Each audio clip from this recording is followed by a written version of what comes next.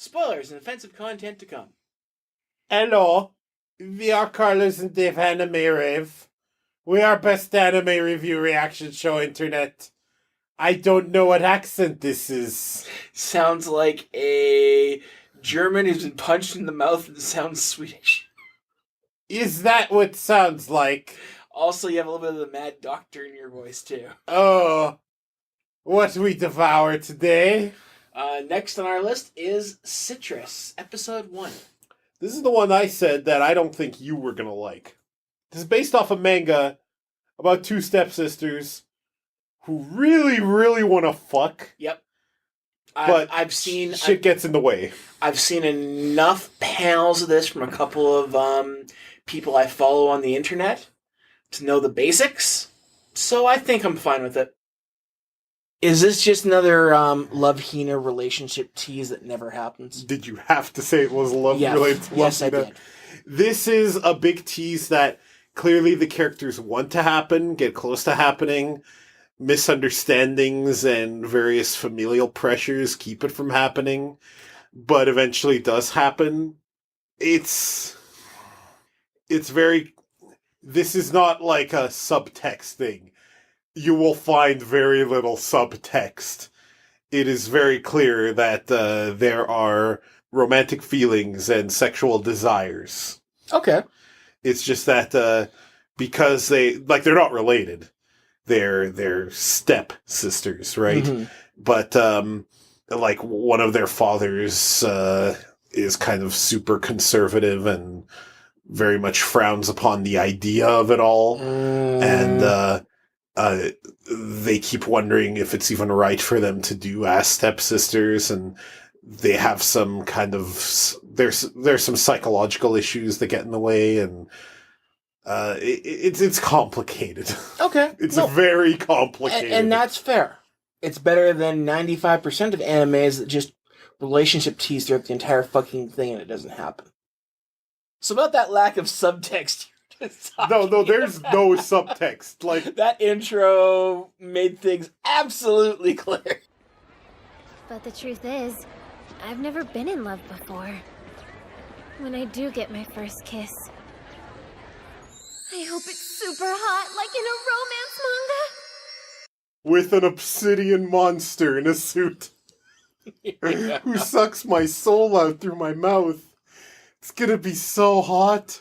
I think I might actually die. Quite literally. Because an obsidian abomination just sucked the soul out of me. And I'm bleeding very badly. And collapse. And she's obviously going to a uniform-only high school, which means that she's going to get sent home. Fine, bye, bitches. I don't want to go to your shitty school anyway. Just gonna hang out at home. I'm in Japan. They'll take care of me. I just love how she's trying to intimidate her way over. Yeah, so what? Fuck you. You know what? I will suplex you. And then there was a fight. I hate the idea of uniforms. I can think of a couple of instances where uniforms are cool. So can I, but I don't like the idea of them. In a school with everyone blinking in unison, making that weird noise that Principal Skinner loves. I love that noise. Maybe not so much. Yeah. I think I just got assaulted. No kidding! I will warn you right now, and this was true even in the manga, there are some problematic elements to the relationship. Some, let's say, forceful situations. Okay. Like, yeah, that wouldn't be cool anywhere.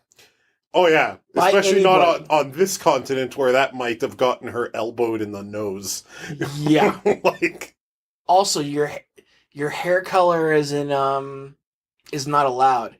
Last I checked, even in Japan, if it's your natural color, they can't make you change it. Yeah, what is she gonna do? Okay, let me just magic it up. Or dye it, I guess, but...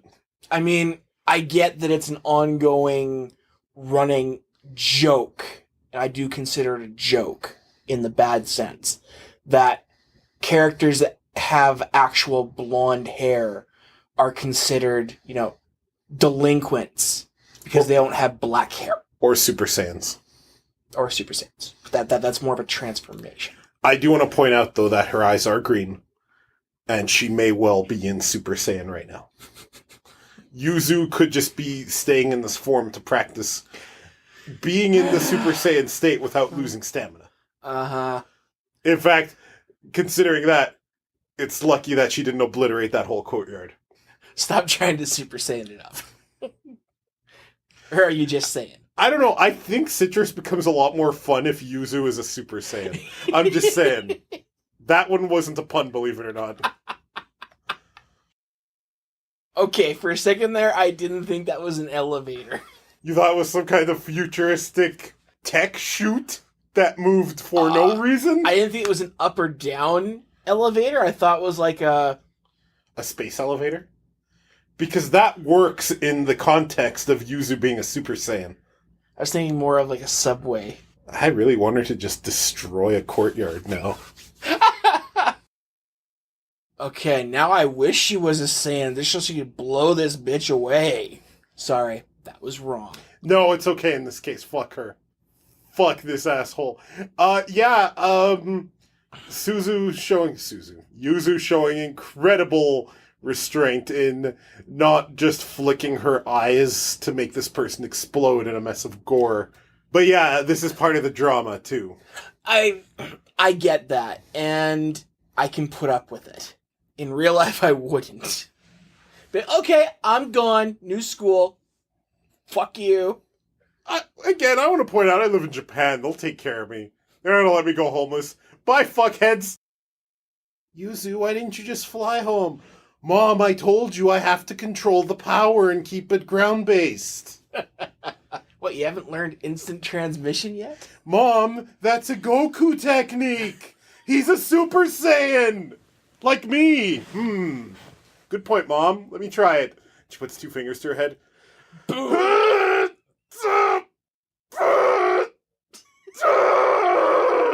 wish I could get a picture of that for the video. Of me actually with 2 fingers in my head, straining. Okay, so I'm a little bit confused here. If her mom found a new husband, shouldn't she both know her new stepfather and know that her stepfather has a daughter? Like, this is a kind of a weird joining the family but know nothing about it kind of thing. Dave, Citrus gave me Yuri during a time that I really needed Yuri. You mean every day? I'm still technically correct. So I don't care So you're just looking about any of these problems. No. I am going to point these out. Just going with any show. I'm going to live vicariously through our Super Saiyan protagonist and her Yuri love affair. Fair enough. Are you fucking kidding? No. Your mom got married and... Okay, but Dave, Yuzu was busy training! Okay. At the moment, I'm going to take out the Super Saiyan fantasy part of this. I'm not. And I'm going to put this back into a normal human context. How did her mom get married without her daughter there? She was training with King Kai. Nobody is as much of an... Nobody likes King Kai! Nobody is as much of an asshole as Goku to miss weddings, funerals, and birthdays. Yuzu didn't have a choice. Bullshit. The training was important. Everyone's off at the Tournament of Power. Who's going to defend the Earth? Boo? Yamcha? Well, Yamcha would take one shot and 10 for the planet. As a Yamcha mark, I deserve the pain there. And how is she protecting the planet when she was training with King Kai exactly? That's part of the training. So if the Earth is attacked while she's training, it takes days to get back. Not if she knows instant transmission, which she obviously doesn't.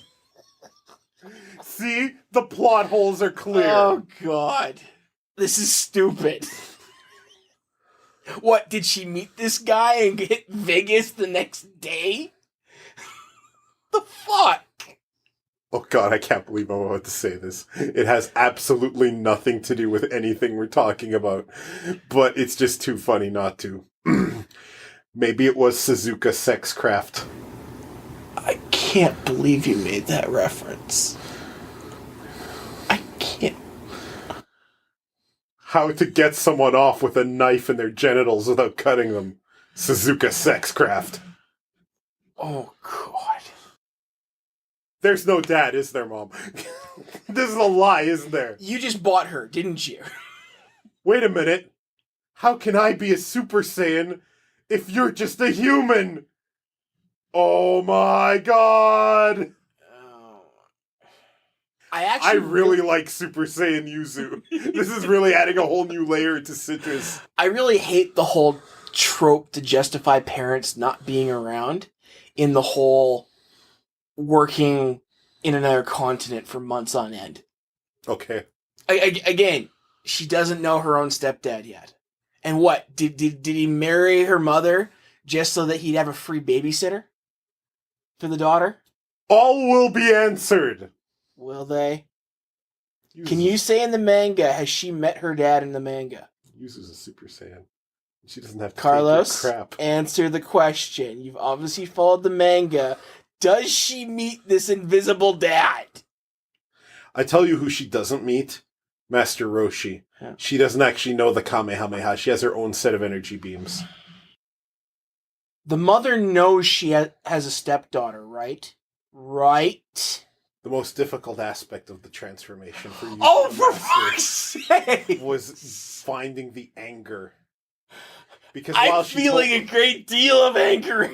While she told a lot of lies to her friends, she could never find the anger to actually transform.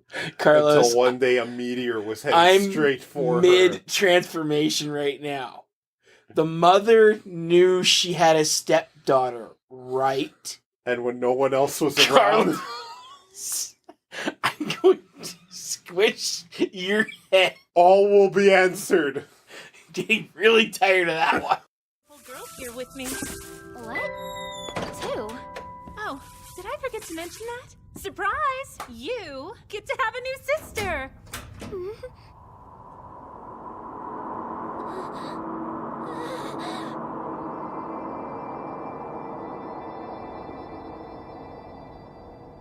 I'm home.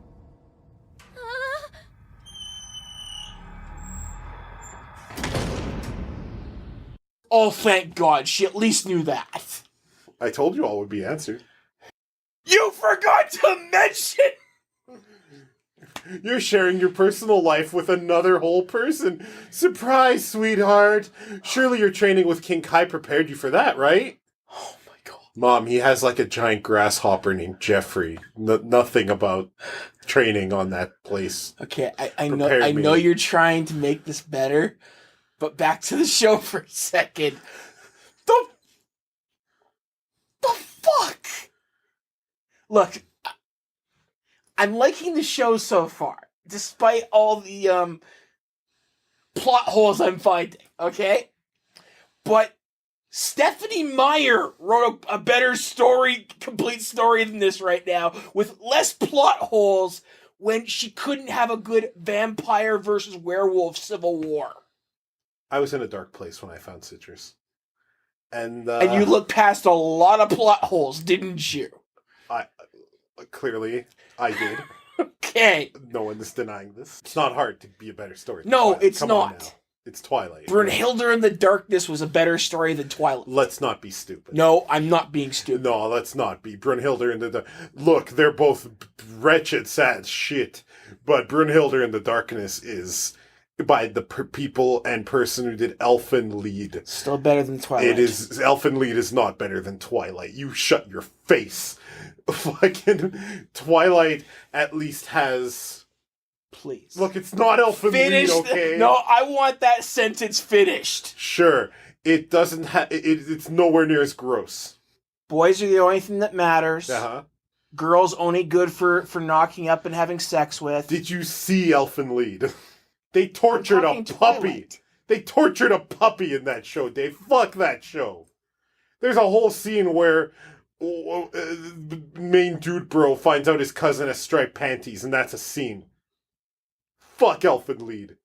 I would, any day of the week, watch sparkling vampires fighting for werewolves over normal-ass, non-special 16-year-old girls. Any day of the fucking week. I don't think I would. I've read her novels.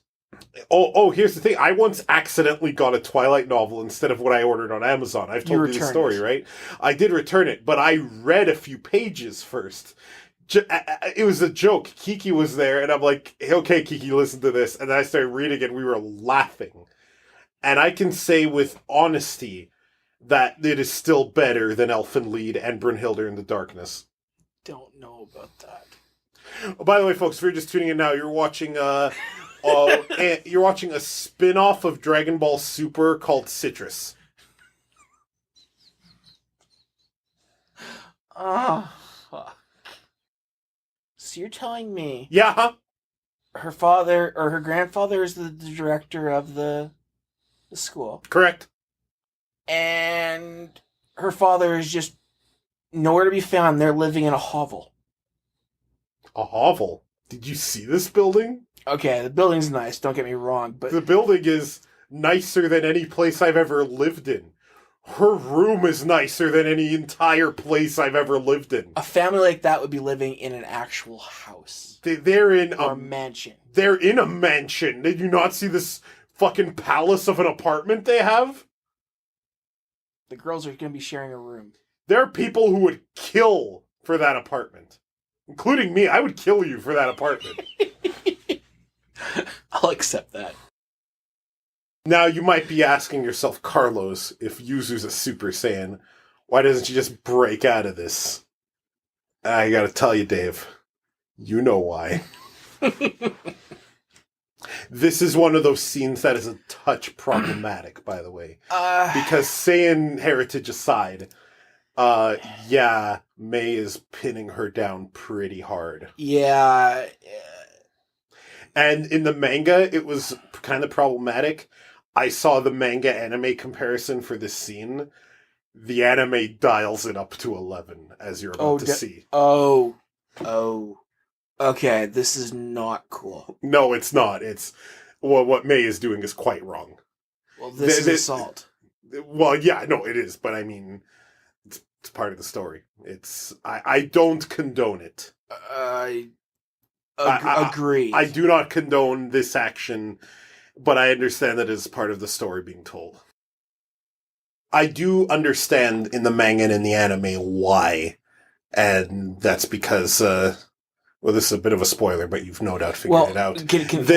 Sorry, go on. Let me guess. Yeah. Huh? That was forced on her as well, and she's been put into a relationship that she doesn't want. Correct. Still could have been handled better. May's teacher guy there, he's not exactly... Well, first of all, he's openly in a relationship with a student. Mm-hmm. Even when you are a decent human being, that still makes you a scumbag. Tarada from Cardcaptor Sakura. Mm-hmm.